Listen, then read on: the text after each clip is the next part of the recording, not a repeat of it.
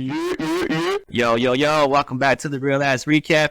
You're with Flying J, DJP, and we got a special guest today. You may know him you may see him DJ around San Diego. I've seen him at Park and Rec. I know he does Sevilla. He does a bunch of other things, but I'm going to let him introduce himself. How you go about, brother? What's up? Everybody calls me DJ Body Rock. Juan Velasquez for all the homies. Born and raised from San Diego, California. Excited to be here. Thank you for having me. Hey, let's get it. Yeah, the clap one. Yeah, the clap. And you get the horns. Get the DJ, baby. Let's get it. They get both. Yeah, so today is going to be a very interesting episode with DJ Body Rock. I met DJ Body Rock pretty much through a friend named Steven. Once we met, man, we were just talking and just kicking up topics. I thought he'd be great. He definitely has a very interesting life that you guys will get to know, you'll see. So, but before we get to that, as I always say every week, this podcast is intended to pretty much recap the week, kind of let you guys know what's going on this weekend in San Diego. And, you know, we call this the happy hour now because we're not doing Fridays anymore. Right, Johnny? Yeah, we changed it. We changed the drop day, Wednesday. It's just, it's better for, I think, for like analytics. Mostly, honestly, for our mental health, to be honest. Hey, mental health awareness month. Mental health Monday, or May. It's May. Yeah, bro. So this is the happy hour now. So, but, yeah, man. Welcome, y'all boys. Cheers. Yeah. Cheers. Thank you for the yerba mate. Yeah. The yerba. That boy friends, he got that kombucha type of stuff over there. Yeah. So, you know, as usual, at this part of that was a nice Spanish, brother. Yeah. So, you know, typically at this part we do the quick picks. Before I get into that, Johnny, how's your week been, bro?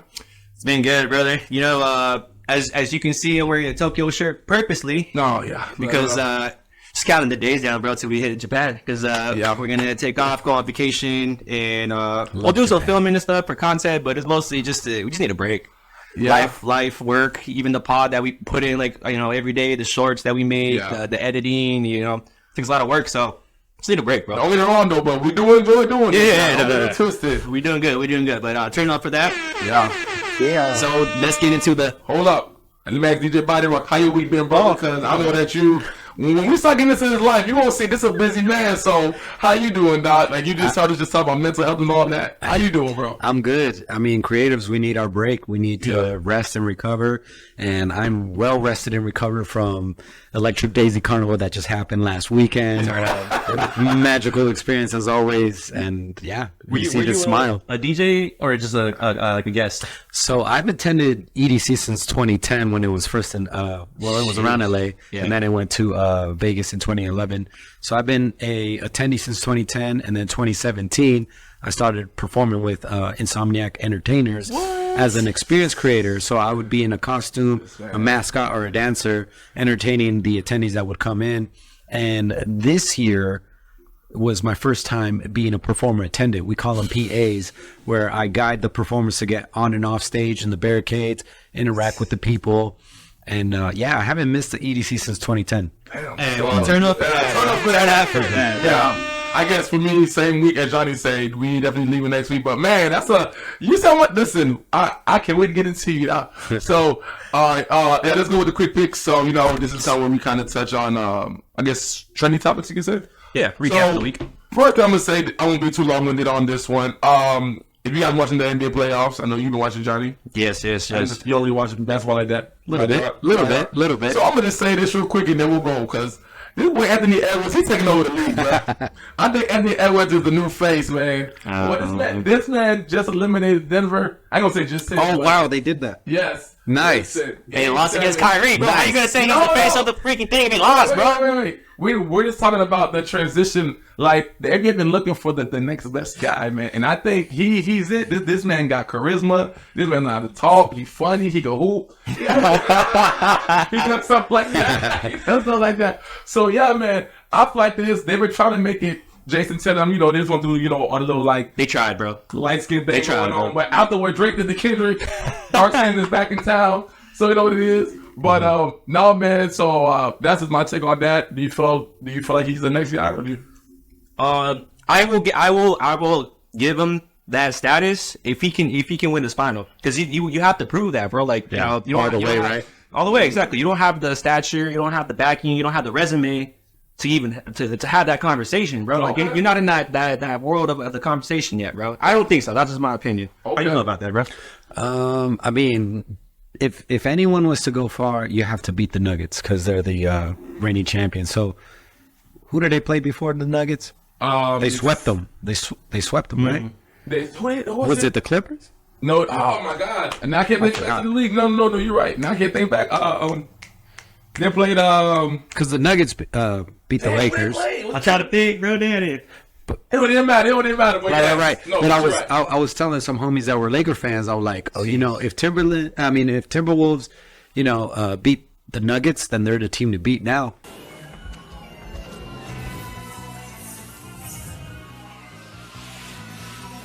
They beat Phoenix Suns. Yes, exactly. Exactly. Yes. So I'm with you. And so I feel what you said. I'm going to leave it at that. We'll leave it at that. So we're going to kind of transition into the next quick topic.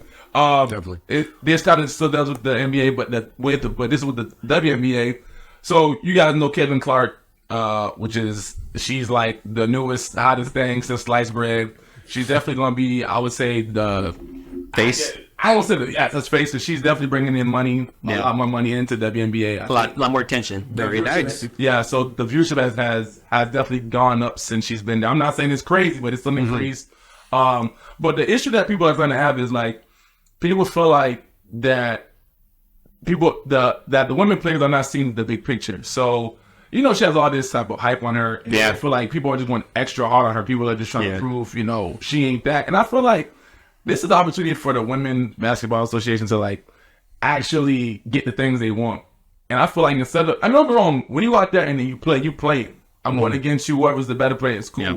But to shun her sometimes and, even like her teammates that only pass her like, or like balls sometimes like that, just to kind of I don't know, I feel like they kind of working against the system. Yeah.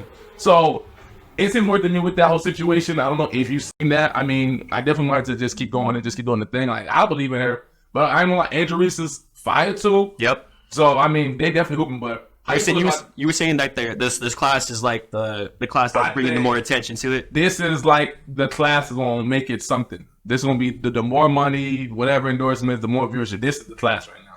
Where do you see the WNBA? Maybe give it 5 years in the future with this turn, like the current phases and how we're gonna go in this direction. I see the popularity definitely being up. I mean, that's it. I think the games are a little bit more interesting. I mean, I don't think they'll ever get NBA money, but again, you just need more people in attendance to pretty much get that. Because NBA games, them things will be sold out. Bro, all the way. WNBA games, it might be half even like 75%, they're still making bank. So yeah, I mean, I can see it definitely becoming. I can see more women being inspired to want to go play. I say that much.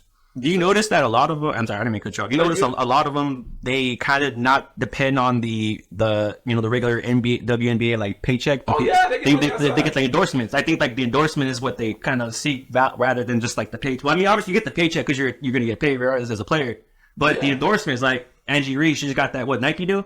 She got something. She got like Adidas or Nike or something like that. But she put in the comments, correct me right there. But basically. That deal was way more than she got paid. They're getting paid like $300,000, and then these deals are like millions, bro. So when I'm just saying, maybe not for me. Good for her. But that's what I'm saying. Like, if you're not a novelty player like as you Reeves or Caitlin Clark, then you're not getting those endorsements. You're getting that regular paycheck. You know what I mean? Yeah, I mean their regular pay be like $80,000 a year. That's like a normal job. Yeah, so, I don't know. One of them actually left to do OnlyFans because she made money. So that's fair. But Body Rock, how do you feel about that as far as having this opportunity? Hold on, okay, just do something real quick. Stupid. But how do you feel about having Caitlin Clark, which is this woman? She's not LeBron, but she has this presence. Like she's gonna move us forward. But how do you feel about? Do you feel like the women are working against the system? And like do you feel like people are making it? This topic reminds me of like Ronda Rousey. Remember when she had that interview? You know what I mean? She was like, she brought in the viewers, and she was winning, and just anyone in general would be like champions. We have and I think of Alex Morgan, who plays for SD Wave. who's an Olympic player in San Diego. And overall, we could talk about sports. I'm born and raised in San Diego. San Diego, we need to win something. Damn. San Diego sports. Yeah, they moved out. But they just recently got like. But I'm a Niners fan, so shout out to the Niners. Yep. I'm the Packers fan. I love the Niners. I don't hate on the Niners, but you got the SD MLS team coming out too. Well, yes. So that's in next year, right? Do you think that would probably bring? I mean, because they're gonna bring a championship. Let's be honest, because they usually don't. But do you think they'll bring more attention to the MLS as far as West Coast soccer? It's already there, man. I mean, like LA Galaxy is in tune, and San Diego needs something like that. I think it's been overdue ever since the Chargers moved out. There was council meetings about making San Diego Soccer City. Yeah, and that's been long overdue, and now it's like underway underway. So it's going to be exciting. But we just got to win. We just got to win. You know what I mean? We can talk all that stuff, but it's like we got to win. Everyone moves here, but like when it comes to sports, man, we just need a championship and bet money. It will turn up. Bro, the city will go wild, bro. Something's in there. Already wild as it is. Now, so I guess to get into the last quick pick before we get into the main topic. We got a bonus quick pick too. I forgot about that. You didn't want to touch on that. Go ahead. Don't touch it. Keep it on the NBA. Is that or no? I'm going to the other thing. So okay, we're still doing sports right now. No, so we just and you're Mexican, right? Yes. Perfect, bro. You had to ask that. Let me ask you. What's up? How do you feel about the Ryan Garcia situation with Devin Haney? Oh man, so I'm kind of like confused. Did he cheat or did he not cheat? Let me bring you up to speed. So breathe up. So basically, obviously, no matter what sport you play, you have to get drug tested and stuff. And it's not just for drugs; it's for performance enhancement drugs. So they try to check for that. So he whooped his ass. And the test results, they always take a while to come through because they go through like a whole screening. Right. So he failed the first one, and they do two tests. They do a sample A and a sample B. Sample A, he failed it horribly, and he was depending on sample B to be fake because then you can argue, it's a contamination within the test. He failed sample B. Damn. So now that the controversy is like, had he not been on those PEDs, would he have beaten? And the Devin Haney camp is his dad basically is like, we're suing them. We want that L, the L taken off my record. Yeah. And I want this man suspended. Like I see. And I think it's more of there's a couple of things that I say. I think it's the embarrassment that he just went through. Like I think he's trying to utilize it. I mean, of course they can't. You got your ass beat. You got your ass beat. Sure. At the end of the day, regardless of drugs. You got your ass beat. So that's embarrassing. You got knocked out a bunch of times. Outmatched for sure. Outmatched a bunch of times. So, and I was going for Haney too. Really? Look, check it out. But that was my bad because I never seen Haney fight. And I'll never do that again. But the conversation was, taking Haney. That was the conversation for a while, and I kept hearing. I'm like, okay, well, maybe this guy is good, because if he's good as Tank, then he will lose to Ryan. I mean, Ryan Garcia will get beat by Haney, right? Yeah. But then I saw the first round, and I've been boxing since my birthday. Since my birthday last year. Let's go, baby. And shout out to Macoswell who trains me. And he is trained. He's trained with Ryan Garcia too. Oh shit! So when I saw Ryan Garcia's stance, he had his hands up. Haney had a little, Philly shell, but he was switching back and forth. So I was like, oh no, like it looks bad. And Ryan Garcia outmatched him. So then I was like, all right, he got him fair and square, embarrassed him. And I was like, okay, yeah, Ryan got it. And but now it brings up the question of like, all right, when he faced off with Tank, definitely it was, what was it? He was dehydrated. You could see it in the fight. He had a bunch of excuses. They're all skilled at their level, but now it's just to the point where that fight didn't make no sense to me because Ryan didn't make weight. He could have gotten the title if he made weight, but maybe there was an intention behind it. Now, because he lost or because he won, he still gets no title, and Haney still gets to keep the belt. And I'm just like, but it looks weird, bro. It looks weird, So I was just like, man, he could have just made weight and got the belt. 3 pounds, bro. Yeah. I'm not saying that like just a loose thing because I used to wrestle and I know how hard it is to lose a pound, bro. Right. So, and Ryan Garcia said it's impossible for him to go down that weight. Right. So for me, where the status is now, it's like, man, who knows? It could all be just a power play within the boxing conspiracy, or, because like we're talking about it. Yeah. Like wrestling. Yeah. But right now, I feel like, okay, they're each like skilled in their own way. We'll just see how it plays out. I can't really like call it and all stuff. I like so weird. Yeah. I like all of them, to be honest. Yeah. But just to go a little further, so now with what's today's news, since you got the B sample like failed, the lawyers for Ryan Garcia's camp is basically saying there's contamination. Which, I mean, that's typical. I feel like it's like a typical thing to say, like, oh no, it's a lie, bro. I don't know. We're gonna redo it. There's contamination. So they're gonna investigate on the Ryan Garcia side. Right. Devin Haney side, they're just trying to shut him down, bro, because they're just embarrassed at this point. Yeah, you're gonna ride that. Yeah, exactly. But Ryan is good for boxing. He's a poster child. I'll say like he's on whatever Kanye's on, because what he's tweeting is like he literally wrote, "I love steroids," just trolling about the whole situation, and I mean, I'm interested to see what Tank's got to say, because he defended him. Yeah. And then he did say, like, if I find out you cheat, man, I'm gonna beat your ass and all that stuff. Ryan Garcia's like, nah, man, I promise. If I did cheat, I'm gay. That's what Ryan Garcia said. Yeah, if you follow these tweets. Yeah. But Ryan Garcia's just like, trolling and stuff. And he fooled all of us, because, like, we thought, like, he wasn't taking the match seriously. And he was just chilling. And so, like, he played possum. Didn't he say that was like part of his plan? He's like, I was training the whole time, bro. I was good, bro. Exactly. And that match, we'd watch it again, and definitely outclassed Haney. Yeah. Just to end it, where do you see the next match going? I guess they're trying to decide it after all this. What do you think will be the next big like boxing match? Well, I'm waiting to see. I think around June, the next Tank match. That's gonna happen. That's gonna be good. So we got to see where that goes. Like Tank's the man. Tank's the man right now. That boy winning everything. So who's your favorite boxer? My favorite boxer? I ain't boxing like that. Well, you tell me. Damn, bro, you're gonna make me go back. I don't say Ali now. No. That's so cliche. So I got into boxing when it was Eric Morales and Marcus Barrera. That was hard, bro. They used to fight during the conference, the press conference, bro. And they went 3 rounds or 4 rounds. Three. Can't remember. But I remember watching 1, 2, and 3. I don't know if they went the 4th, but that time when like Mexican, like I felt like that was Mexican boxing. Yeah, like just the people that were cool. Definitely. Yeah, always 2 dudes, and they would go in the press conference. They would just look at each other. Looking at right there, bro. Like damn. I do remember playing Fight Night back in the day. Hey, haymakers, my guy. You get so many clips on one time, they get so mad. First, like round 1, 4 seconds into it. Yeah, haymaker. Yeah, I give respects when due. Like I watch now that I'm like understanding boxing. I started to like Mayweather. Now I go back and I watch his matches.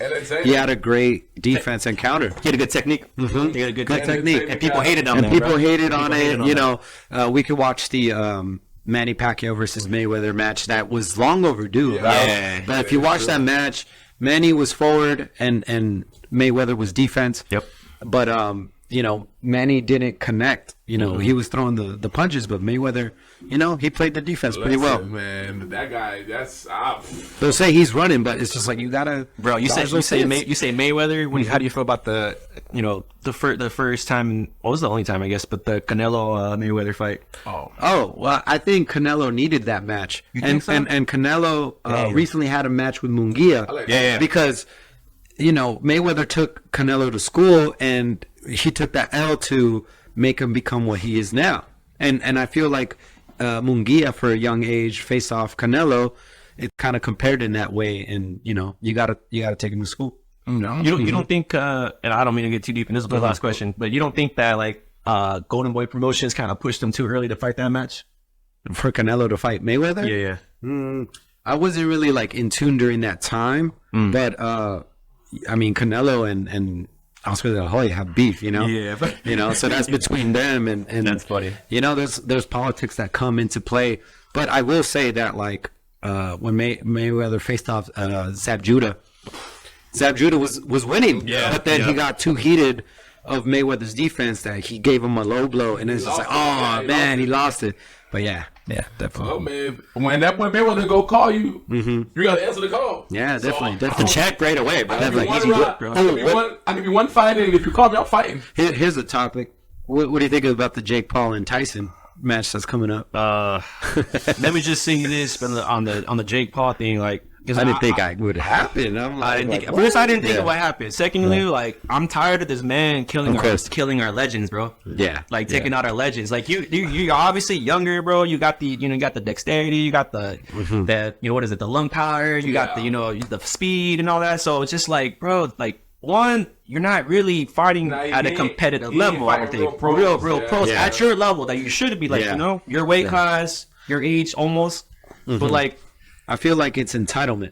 It's entitlement for him to be, a YouTuber. They are those people that could, just like, you know what? I'm going to do this. I'm going to do this. Like, I'm going to be a boxer. Yeah, I feel it. You know what I mean? And they, in a way, I hate to say it, they earned their way because they have that exposure and it's going to bring in viewers. Bring that viewership. But I feel like, you mess with the wrong one. It's Tyson. It's Tyson. It's about time. Do you hope that? What do you hope for on this one? I personally hope for Tyson to knock the MF out, bro. It's Tyson, man. He could snap. He could lock back into Tyson mode. 94, 95. 94. Yeah, and get away from me. And Tyson to still be moving the way he does, that's inspiring. It's longevity. Yeah, my style's karate. That's preposterous. There was that press conference where like that kid from Side Talk, I forgot his name, but he asked him a question: who would train me better in boxing? And obviously Mike Tyson said, obviously me. But Jake Paul said, oh, I think, the younger generation is more skilled and technical and stuff. He's not gonna say, Tyson, but it's like you could kind of see the difference. For sure. Wow. Tyson's Tyson. We gonna see when the fight pop off. I already know what it is. July, right? July 20th. I think so. July 20th. I think so. We'll see. All right, so we're going to jump over that. That was a good. Y'all boys know boxing way better than me. Oh, that's football and boxing. I know you're the b-ball guy. I know basketball. Don't say it like that. Dang. So now we're kind of jump into like more of a entertainment. I guess, and then this transition. Transition, and then we'll go to the main topic with DJ Body Rock. Hey. I'm sure everybody, which I talked about this before with the whole P Diddy thing. I don't know if you guys have seen the video with him. I guess assaulting. I guess him assaulting Cassie, right? And that was a wild. Very disturbing video. Yeah, definitely. And then he comes out with the apology, and I kind of got mixed reviews on that because I kind of feel like it's hard to accept Diddy's apology at this point, and it's like right. We got the video, and it's like you didn't really say anything until the video came out, which is fine. And I heard that he really can't even be charged for anything because it's so long ago. Yeah, but it kind of sucks. Got shy and see how you guys view that. Like, how do you guys feel about? I mean, we already know the situation. I already named it, but as far as seeing that video, how did that affect you guys? The assault and the apology. So, my thing is just real quick. It's just like, bro, you're way too late. There's nothing you can apologize at this point, bro. You got so much accusations.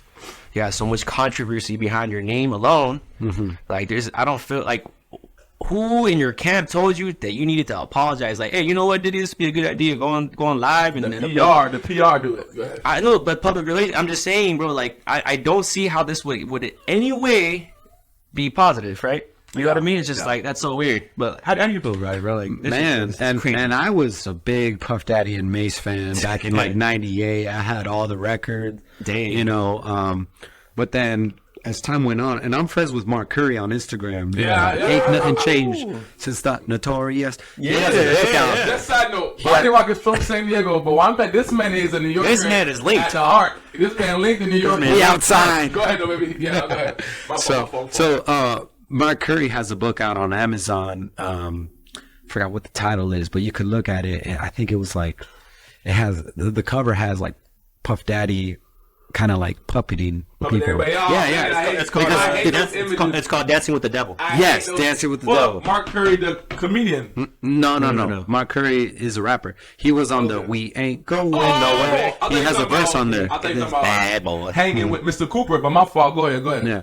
And so, you know, there's been a lot of like people in the industry that are always saying like, you know, Diddy is poison. You know, he's built up so many careers of different artists, and then you don't hear from them. Yeah. You know, so he's like banking off that. Jeez. And I saw that video, the hotel video where he assaulted Cassie. Yeah. And I'm just like, dang. So it didn't come out till now, because who knows? I mean, he might have paid the hotel hush money, and he has cameras everywhere to protect himself. Yeah. And it's just, it's part of the story now. It's like, you love the guy, and then this happened. You know, it's like an R. Kelly all over, bro. Yeah, definitely. R. Kelly that far? His music. We're getting there. You don't think we're getting there? You know what I mean? You don't think we're getting there? And I will say this, as a DJ, you know, like, you know, he's guilty, but not his music. Oh, wait a second. You know what? I love what you said. Let's end it He right separates there. the art from the artist, bro. I like what you said. Let's end it right there, because I like what you said, because I'm going to what you said, I'm going to transition into, we'll get to the main topic. That was beautiful what you said. So we're going to take a quick break. Body Rock did a beautiful ending to that. Thank you, brother. So when we come back, we're going to get into DJ Body Rock, and yeah, we'll see you guys right back here still. Sounds good. Hey.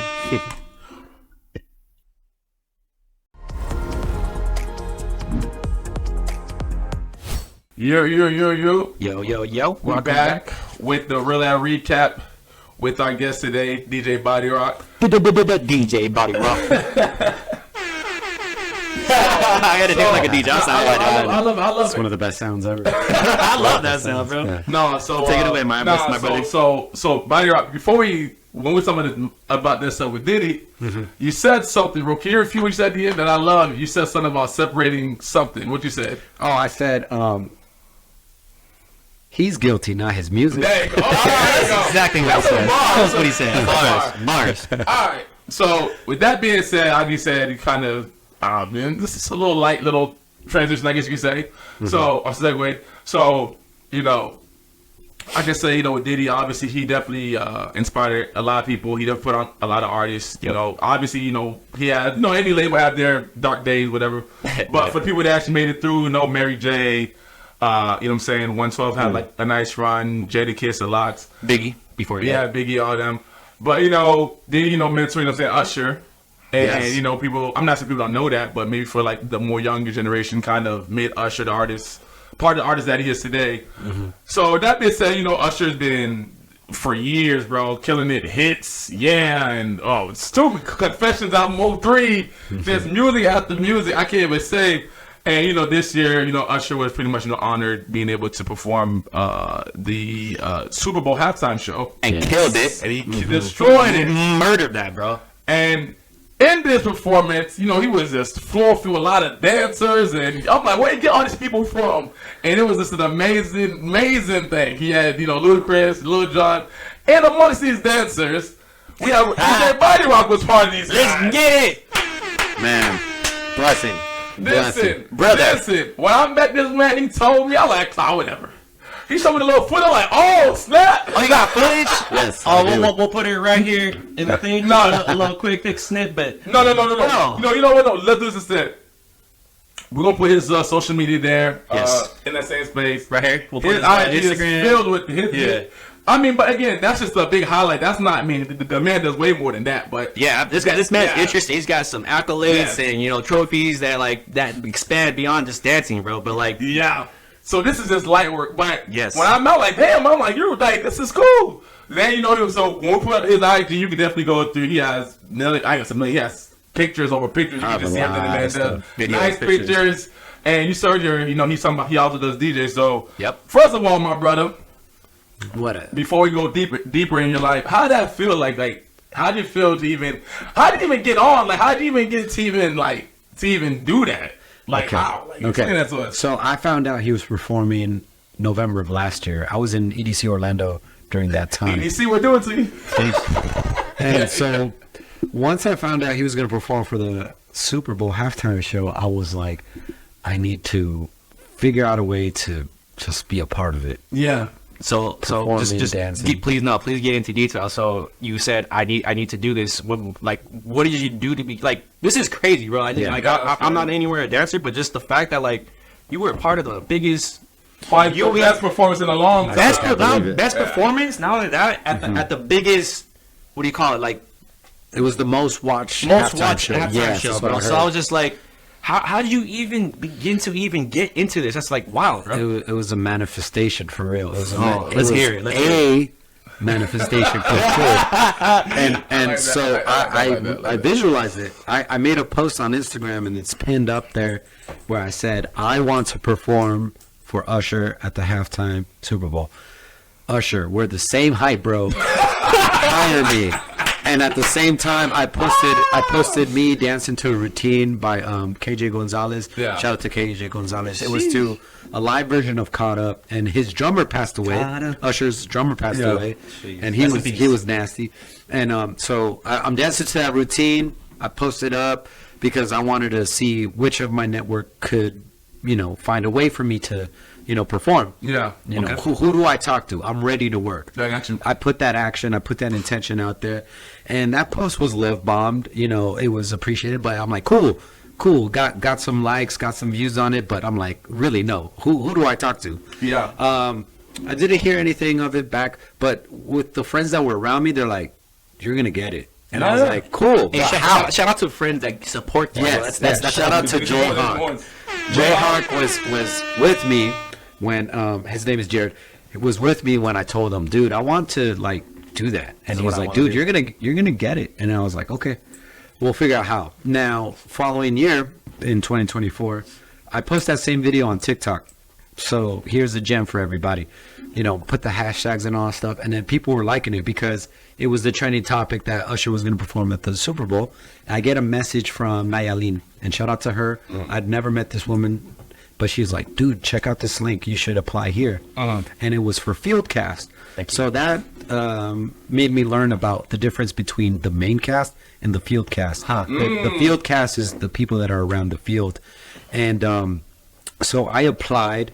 And at first, the application was confusing. It was like, this is not a dance position, but send us a dance video. I was like, what?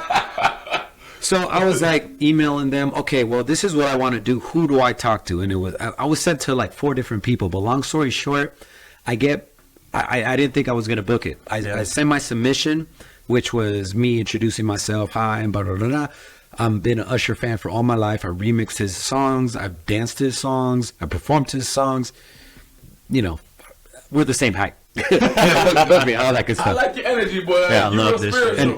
Keep going. And they wanted me to freestyle, so obviously I said, Alexa, play some Usher. And they played. Wait. You said freestyle dance? Yeah, freestyle. What? Just play the song. I got it. I was like, Alexa, play Usher, just to show them I'm good at freestyle. They played my least favorite song, but I know it's like a bop. And it was what was the song? It was My Boo. How do you dance to that? I was just gesturing. There's always that one person, and all that stuff. Chill. I'm like, because I was ready to go off. Come on, give me all that stuff. So your entry, your application song was My Boo. Yeah, My Boo. Did you? But I also added in other songs. There goes My Baby, Caught Up. Yeah. Along with that, I get down. Showing all that good stuff. So I showed I can freestyle, and at the same time, here's some of my submissions. So then, bro. Oh my god, I was emailing one person here, one person there. Then they were saying okay, if you've been a performer for the past 3 years, or if you're in a or if you're in a company of entertainment, you cannot apply. And I was like, wait, what? That's pretty much my whole life. Yeah. Then I talked to the next person, and then this was a lot more clear. If you are involved with SAG-AFTRA, which is an agency, if I'm Brendan Fraser or Leonardo DiCaprio, obviously I can't do it because they want people out of union and stuff. And actors are on strike right now, right? Yeah. So I was like, no, this is what I want to do. I want to perform. I'm ready to work. Who do I talk to? So they were like, okay, we'll get back to you. Gotcha. And then they said, oh, okay, well, I'm not part of SAG-AFTRA or Harley Taft. I'm not in part of the agency. This is what I do. Laid it down for them. I'm like, okay, cool. We'll get back to you. I didn't hear anything back. And then I heard back while I was DJing on a Tuesday night at Sevilla nightclub every Tuesday night. Shout out San Diego Sevilla nightclub. And in the email, it was saying okay, and I was talking to them while I'm DJing, while I'm dancing with the girls here. I was multitasking, and I was manifesting it. I was like, okay, I submitted it. I hope I hear back. I'm playing like these Usher bachata remixes. Nice. And I'm just like putting it into motion. Yeah. And then I get that email saying, congratulations, you're going to perform at the halftime Super Bowl. Hey, bro. Can we get a round of applause for that, bro? That's the story, bro. And I was telling the crowd, I'm playing Usher remixes because I just found out I will be performing at the halftime Super Bowl with Usher.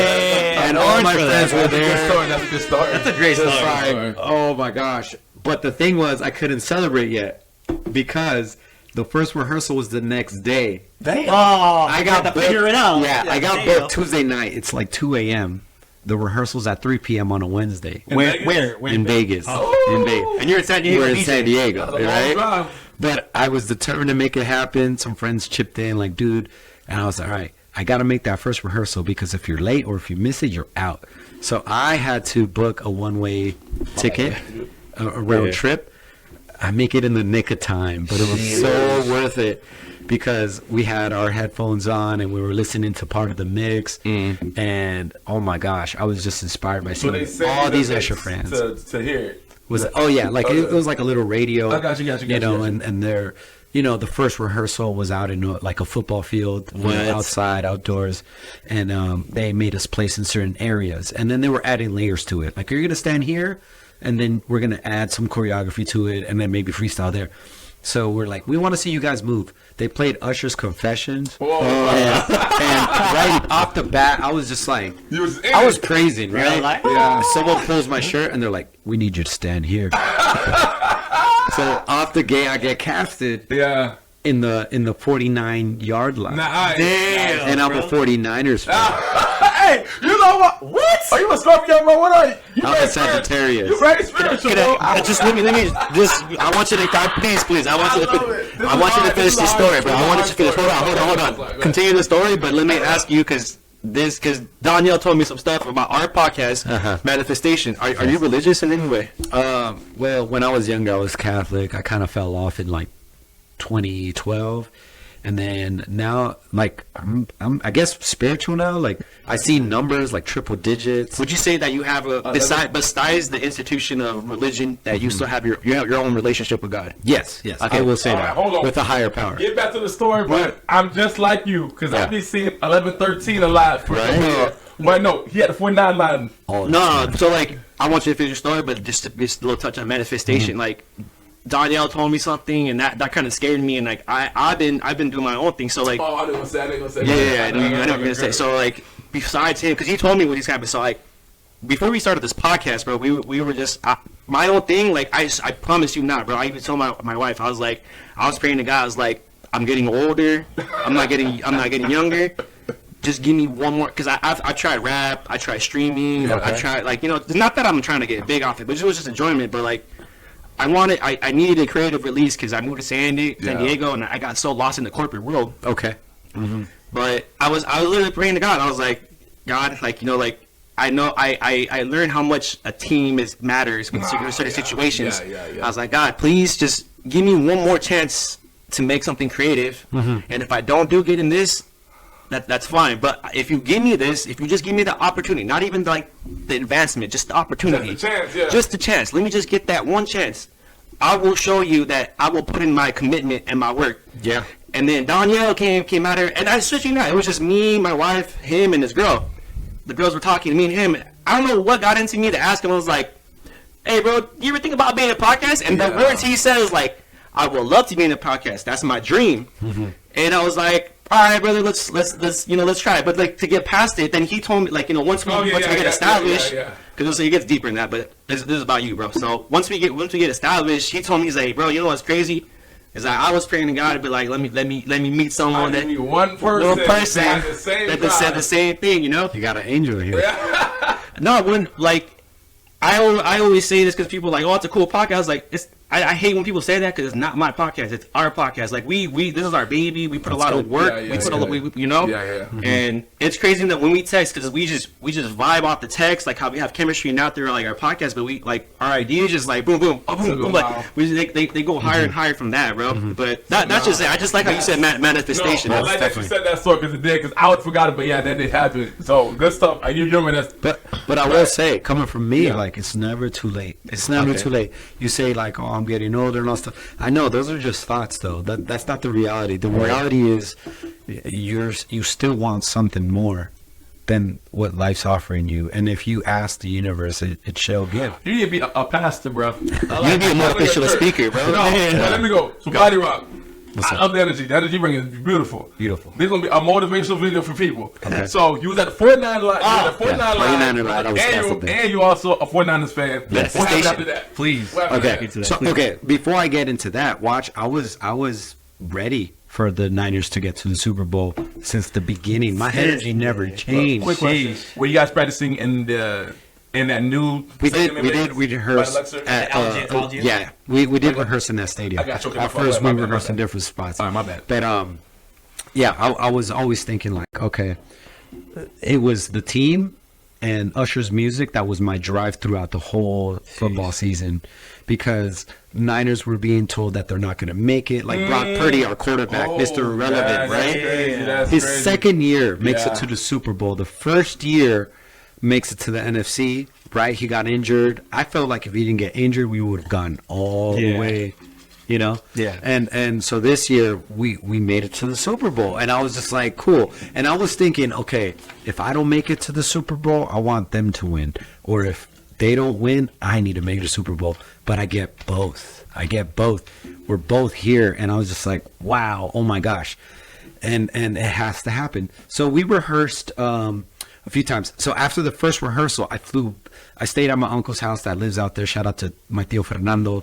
Shout out. My gosh, he was there for me. And I flew back the next day on a Thursday morning when San Diego was going through all those floods. Oh, right? Yeah, so I was thinking, okay, I don't want the flights to be the cause where I'm late or I don't make it to the rehearsal. So I decided to pack my bags and drive over to Vegas and really just stay there and just really stay put.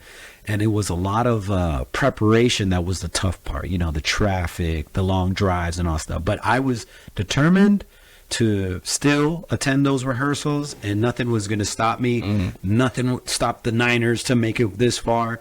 And that was my drive. And also Killer Mike came out with the album. What? Michael. Yeah. And that was speaking to me too. Oh, that was speaking to me too. won 3 Grammys for that album. Bro. Yeah, definitely. So music is the soundtrack of my life. And it is my drive. And it was really speaking. This was a divine energy that I was feeling. And make it to the second rehearsal right on the dot from the drive. And that was an even better rehearsal. And then during that weekend, we saw Alicia Keys rehearse. A lot of stand-ins. I was able to dap Little John. Did you meet? I mean, not when I say meet. Yes, you was in the vicinity of her. Like, this Liz Keys 100 feet from me. You know, she lives in SD, right? I heard this before. A lot of artwork. Their kid goes to La Jolla, a school in La Jolla. I heard this, bro. And they have a property there, and they also have part of. They have something to do with Lafayette Hotel, and I like to go there and all that good stuff. I'll be there with you. Yeah, definitely. So shout out to them. And it was Alicia Keys' birthday that recently passed up too. At the time? During that time. So you read Alicia Keys, you had to dap up Lil Jon. Damn, bro. Played that Usher a few times, you know, like. Yo, just pointing at it. Yeah. You're the reason out here, man.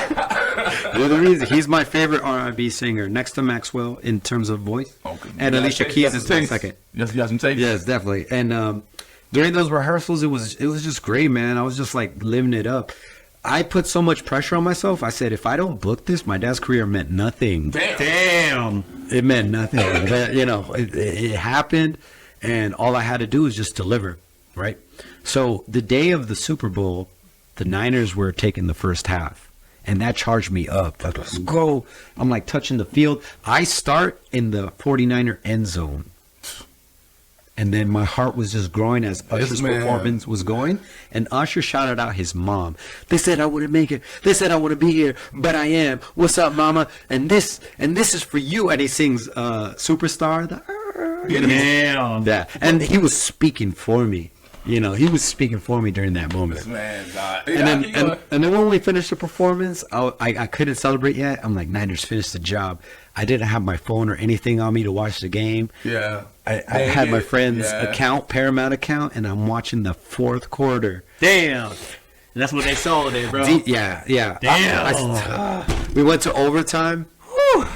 They shouldn't have gone to overtime. And when, I don't take anything away from the Chiefs. They're a great team. Shanahan did a bad call, bro. It was Steve Wilkes, the defense, our defense coordinator. So he got fired. He got fired. Because I'm a Packers fan, but I don't hate on the Niners, bro. That was up. Hey, and I'll say, I'm like the most sportsman person that you'll meet.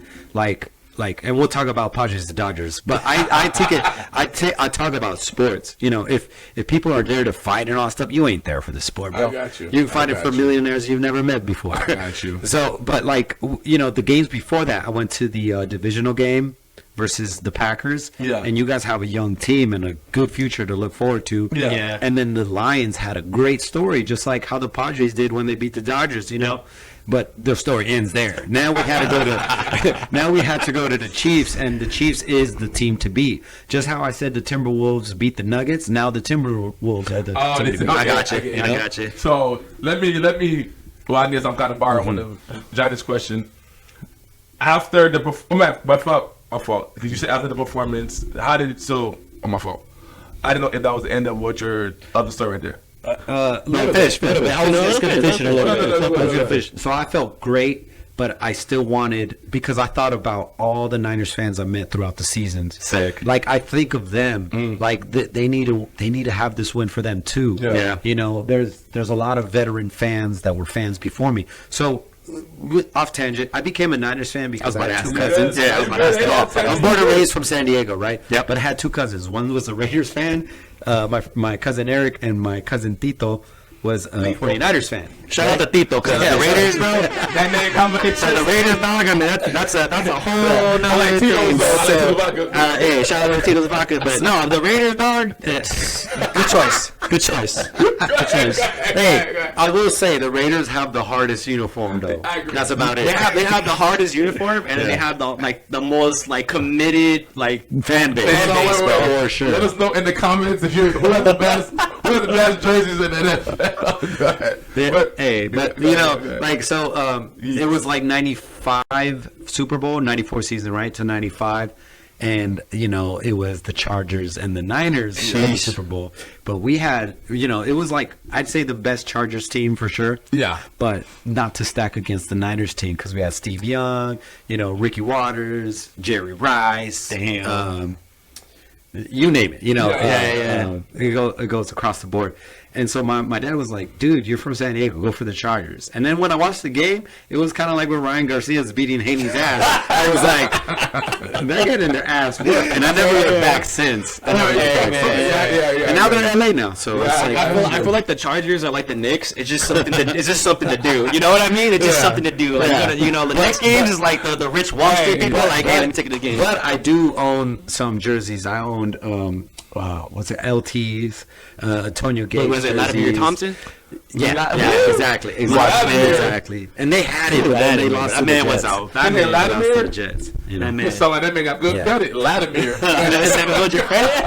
So going back to finish that story. I was devastated for 3 hours in my car after the Niners lost, because they had it. We shot at ourselves in the foot about maybe 6 or 4 times. We missed the field kick. They kicked it to us. We missed the catch. Bad defensive calls. We should have kept running the ball. Yeah. McCaffrey was playing like a baller. And Brock Purdy played a good game, so I have nothing to take away from it. Then I got into my senses. I'm like, you know what? We'll be there next year, because they will say you can't get it all at the same. You can't have it all, right? Yeah. But the secret is you can, but just not all at the same time. I agree. Damn, bro. Hold on. Bars, bro. Right? I'm with. And I was actually gonna say that to you too. Where it's like, you can have the perfect day. You can have 5 things that go great. One thing. The first 4 is good. You like that? I missed that one. Yeah. You can have the worst days. You need some money. You find $20. Somebody offer you food. Somebody give you free stuff. But once you need that last thing might be like, be to the podcast by 5, whatever it is. And then you're there at 5:05. You're like, everything but because the gas ran out. So you're like, the perfect day. Some of the one thing. You never get everything you want. So this is the magical thing about the Niners. They've been stepping it up. So when we lost against the Rams and the NFC, when we had Jimmy Garoppolo, and then we took rid of that trash and they got to the Raiders, right? Y'all just like, all right, Brock Purdy come in. And then we went to the NFC, and then the Eagles, injured our player, and then we shut them down this past season. So we know we're on our way up. Can I say something about your 49ers, though, bro? What's up? Y'all, Hold on, don't make it about the 49ers. no, because I love football, but y'all be getting these last-minute quarterbacks, bro. Garoppolo, Brock Purdy, Kaepernick. Like, bro, y'all, but, like, it's not even that. Y'all get, like, caliber quarterbacks, bro. Right. And that we found the perfect one, though. Kaepernick went to the Super Bowl. Yeah, he did. Brock Purdy went to the Super Bowl. Did Jimmy Garoppolo?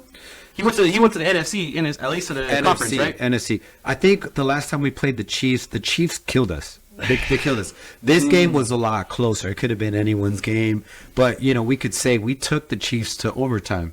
So I'm still proud of my team. Nah, I ain't mad at y'all. I'm still proud of my team, and it's just about like stepping it up. So I'm excited to see what will happen next season.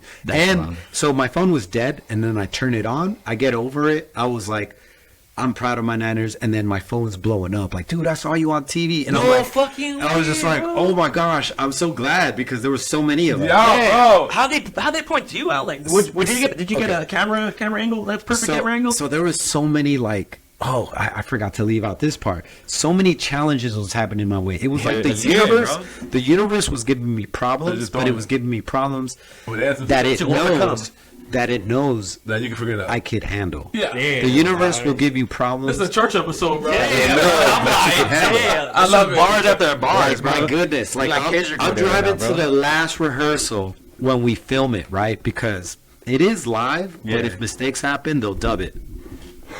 Oh, so what does dubbing mean? What does dubbing mean? So wait, dubbing. So like, guess too, but in anime, dubbing is just.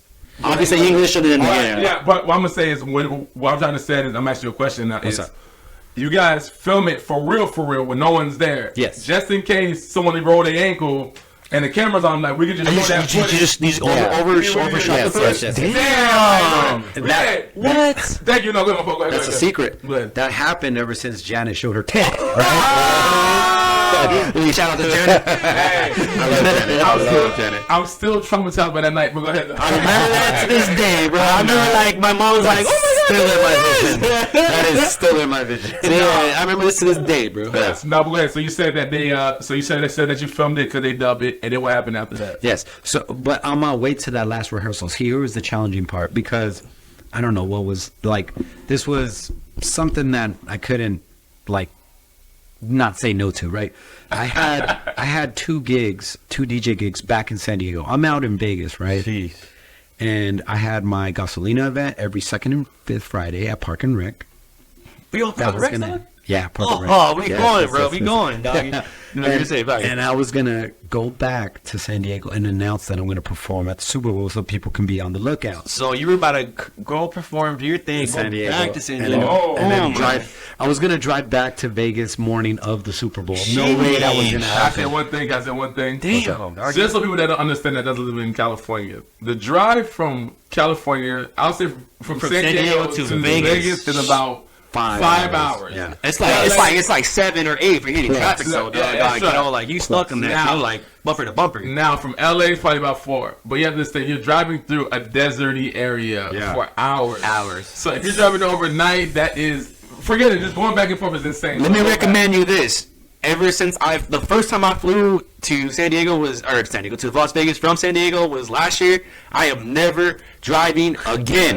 The flight is 1 hour. I'm able to handle like 45 minutes though, bro. I'm able to handle the drive. I got the V6, so you know what I mean. Shit. All right, bro. So Body Rock. So pretty much you said you were gonna drive back from Vegas to San Diego back to Vegas in the same night. I'm assuming that weekend. So Friday, Saturday, I had 2 gigs to do in San Diego. But the universe said nah, because there was a rock that hit my sunroof and it shattered on my way to the last rehearsal. In Vegas? Yes, in Vegas. I'm in Vegas. What? They're gonna yonder my phone. That means like they put it in a pouch so you can't use it because you're not able to take pictures of. They want you want to protect the magic. Yeah. So that happens, and I'm like, damn it. And then my uncle and my family calls me. Did you see the news that the roads are closed? I suggest you stay in Vegas for your health, and I did. So I called Did you stay with them? Yeah, I stayed at my uncle. Before you say more, shout out to fam that fucking support. Yes. Damn, bro. I hit up my homegirl, Stephanie. Shout out to DJ Dolorosa. Can you cover my DJ gigs? And she's like, yeah, I got you, no problem. I called, shout out to DJ Kid Wonder and A Boogie. Hey, I can't make the Gasolina night, but I got my homegirl to cover it who's played Vader before. Cool, handle it. Called my insurance. They're able to cover. They're able to cover the sunroof. Cool. Yeah. That all happened in the span of 10 minutes before I got on the bus on the last rehearsal when we were going to tape it. You bust that on the phone call. Yes, busted on the phone. So nothing was going to stop me. This man was determined, bro. I was like, I'm going to be there if I'm bleeding out, brother. Yeah, damn. So to answer the question, I also picked out my outfit last minute because they gave us a lookbook of what to wear. We couldn't wear royal blue because that's what Usher and his cast were wearing, right? You was clean in that picture. Yes. You was clean. So check it out. I had a nice outfit on. I had a vision of what I was going to wear because I saw this red fedora, right? But that was like super expensive. I found another one that's like a little bit more maroon side, and that was like $50. I put it on, and it went well with what I had on, like even with my Shacknosis shoes. Shacknosis shoes. And I had like a cream tan jacket, so I took a picture of it, posted on Instagram, and that helped my friends know what I was wearing. So they were able to spot me in that way. Man, bro. Let me just say, bro, you have like the most support, bro. Like, like just to back you up. Shout out to all your friends and fam, bro. Yeah, if they're watching, this is for you. This is for y'all. Take them to church. And to close it off, I think what that journey was about is just to inspire people. I put my mind into it. Everyone knew I manifested it, and they were just happy for me that it came true. No, I mean, hold up before you even go, bro. No, first of all, hey, bro, that's a hell of a story. So and just hearing that story, bro, it's motivation on its own, bro. Like me and this man had our own journey for the podcast, and just hearing you and your journey, bro, it just like solidifies like our journey that we're still going through and shit, bro. But like, bro, hey, shout out to you, bro. That's amazing, dog. That's amazing. Shout out to Usher, man. Shout out to Usher. He came out with the album that day. And he also got married before the Super Bowl. I saw that. That guy was busy. I saw that. Bro, that's wild, bro. Yeah, so can we get into the question? Like, I gotta because man, this man is interesting. Damn. I gotta tell you, bro, this is gonna be probably our best. I hope so, because I supports this podcast. Comment, like, subscribe, bro. Because personally, this is our first time where you want to hear the stories. Like, hey, keep going. No, I got questions. Because you know what? My fault. Go ahead. Let me ask the first question. You ask second. Go ahead, baby. All right, bro. Because damn, bro, you inspired me just hearing that story. Because just like I have personal struggles that I had to go to Steve live in San Diego, bro. That is amazing. But my guy, what inspired you to even get in dancing, and at what age? Oh, dancing. Okay, I grew up in West Spruce Apartments by Sassafras. Yeah, and so on the 5 freeway, we were in the middle of like the train station, the planes flying, and I grew up with kids older than me, and I think I was maybe around 7 years old. My friends watched the movie Beach Street. I don't know if you guys remember. I know you're talking about. Yep, I know you're talking about. And they were trying to break dance, right, or break. And I was the only one that was able to do the coffee grinder. Yeah. And what's the coffee grinder? Is that the one where you spin like you turn your legs? You're sweeping your leg around the other foot. You're like on all fours in a way. Doing that move, getting the crowd's attention. That feeling was like, okay, I like this stuff. MJ during that time was what showed me what a superstar was, right? My brother, right? Yeah. And then I started to, just dance. But I was always the shy kid. But I always wanted to dance. I saw my cousins doing the Men in Black choreography, and shout out to Buddha Stretch for choreographing that. As I grew up, I started to meet the people that were behind the scenes, and even know Mr. Wiggles, who was in Beach Street. So it's like a full circle moment, right? I think 7th grade, right? 7. Wow, it's crazy. Damn, boy, man, damn. 7th grade, bro. We were having school dances, and I come from the boys' school at UCSD, which is a charter school, bringing students from different areas of San Diego to be the first ones of their generation to graduate high school and college. Mission accomplished here, right? And so those school dances were like, okay, I got to teach myself how to dance. I saw this commercial, How to Break Dance, Volume 1, 2, and 3. It's on YouTube now. You can, it's straight up like how to break dance. And I was like, oh, I need to bring that back. And I'm like learning fingers, knuckles, wrist, elbow, shoulder, elbow, wrist, knuckle, fingers. You know, hey, run that through one time real quick, right? Do one time. What I'm gonna say, yeah. Fingers, knuckles, wrist, elbow, shoulder, elbow, wrist, knuckle, fingers. Hey, boy. And I would watch like music videos, and it's crazy. Yeah, like I saw. Yeah, Usher's Yeah. So 8th grade Julio's dreams were coming true at the Super Bowl. And then like there was the shows like the Wade Robson Project, like Tommy with a 6 count or a 5, 6, 7, 8 count was. You used to watch You Got Served. Hey, You Got Served. I want to dance after You Got Served. I'm sorry. I want to dance after You Got Served. That show called you know Kel from Kenan and Kel? He had a show called 360. Show 360. Yeah, I remember that. That was hard. He said like going to circle like you did. See me like. That was one of the other dance shows. But yes, you're good. Damn, bro. And shout out to French Twist, Alan French Twist. He's my car agent, and he was in You Got Served too. Listen, my bad. I ain't cut you off, but yes, you back. But my fault. Yeah, that show was good to another dancer show. But go ahead, though. You were saying definitely, and so I think throughout the time, my dance journey just like evolved, and then I choreographed a talent show. It was called the Julio Velasquez Project. I got so I was like my school was like. Maybe like 500 kids total. Well, the school. And the pro school at UCSD, and each class was like 80 people, right? Each grade was 80 people. Damn. So I knew everybody. So I got people that had potential to be movers, choreographed on them, and we gave the most outstanding show. Because it was a new school establishing, and I felt like anything that was done at that school, you made history. You were the first dancer here at the school. You were the first that made this band at the school. You were the first person that graffitied on your backpack. You know what I mean? I pretty much made rules. I was a bad kid. Like, no wallet chains. I can tell by your beard. I can tell by your beard you're a bad kid. I can tell you're a bad kid. And so then college rolled through, and So You Think You Could Dance came out. And that was inspiring me to live that show in real life. Like, I was learning modern jazz ballet as a dance major. Oh damn, bro! I'm glad you said that because it's a question. And then I graduated as a BFA dance major, and then I went to dance teams like Culture Shock, San Diego, and Crucial Element, and Envy, and more choreography. I was getting more stuff, and then house music was my freestyle, and that kind of changed the game to get in that little. That bounce, that jack, And house music, were you doing like the shuffling? Well, the shuffling is more like a European style. Okay, house is definitely in the U.S. Question I got for you. So you saw them shows. Were you doing? Were you big on America's Best Dance? Oh yes. Peanut Jabberwocky. Hey, bro. No. They're homies. You know them too? Yes. So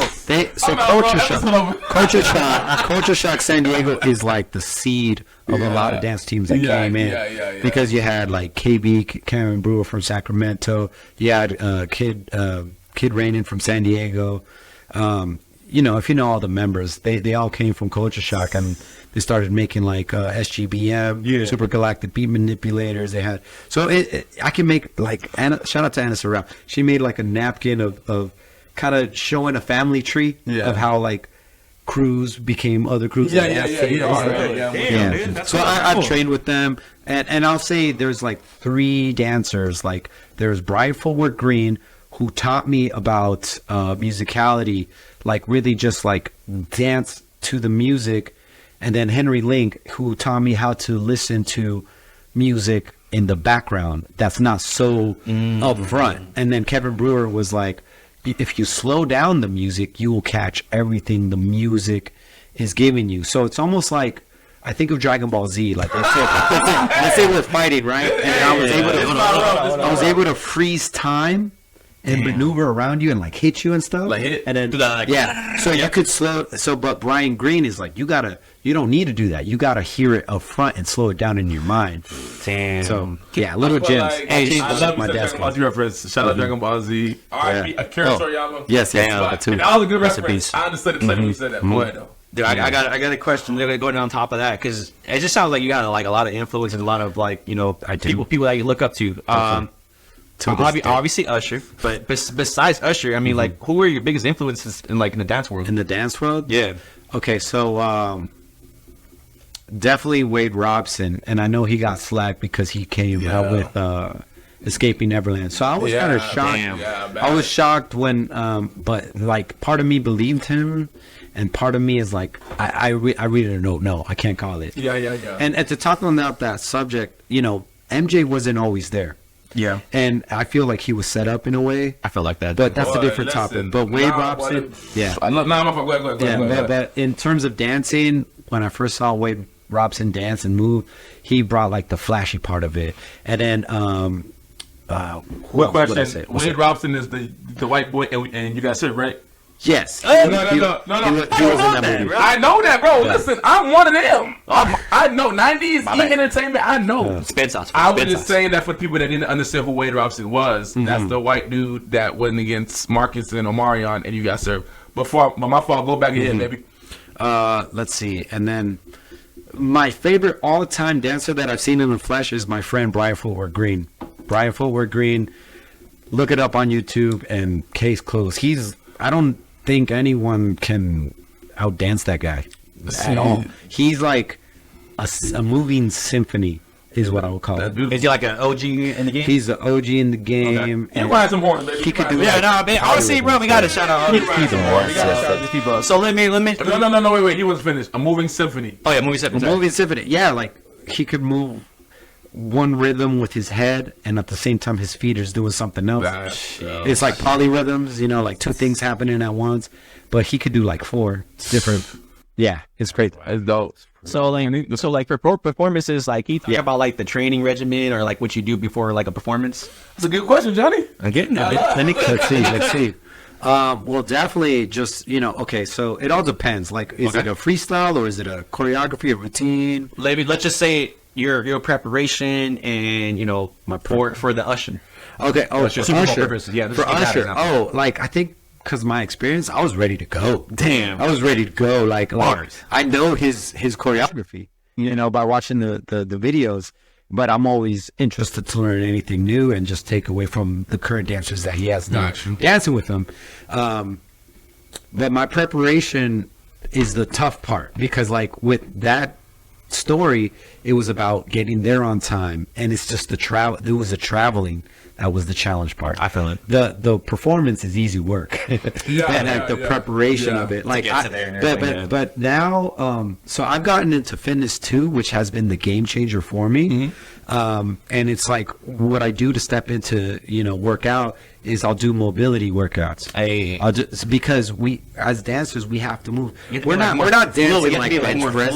Yes, exactly. And you want to be mobile. Keyword mobility. So I'm training like an athlete, like football players. They'll do drills across, and I'm making sure I'm just doing my movements good, so that when I'm in the field, I prevent myself from injury. I was about to ask you, like, I don't mean to like cut you off right there, but like, is like injuries a big thing in the dance world? Yes, and roll the ankles for me. Yes.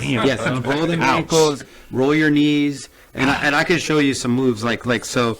Like do this for your knees. One way and the other way. Hold on. And then you want to articulate your feet too. I got torn Achilles. Yeah, exactly. Around. I need anything. I know it looks kind of funny, but it does wonders because we're so used to walking forward and back, and also articulating your feet, like just coming up and down.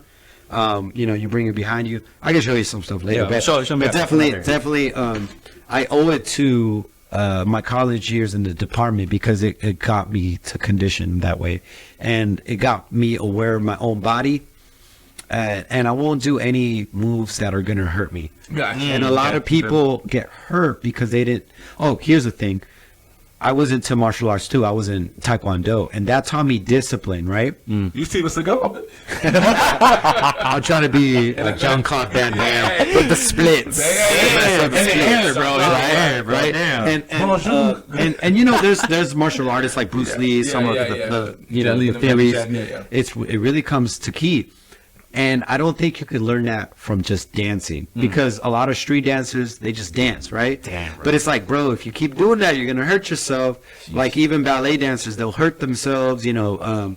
So you just got to be aware of your body and make sure you don't do anything that's going to hurt you, because it's like, oh, you'll be caught up in the heat of the battle and you'll try to like spit on your head, but you never practiced that. You're going to hurt yourself. I'm with you. Yeah. So you just want to make sure you're connected with the music and you dance with the body that you're at.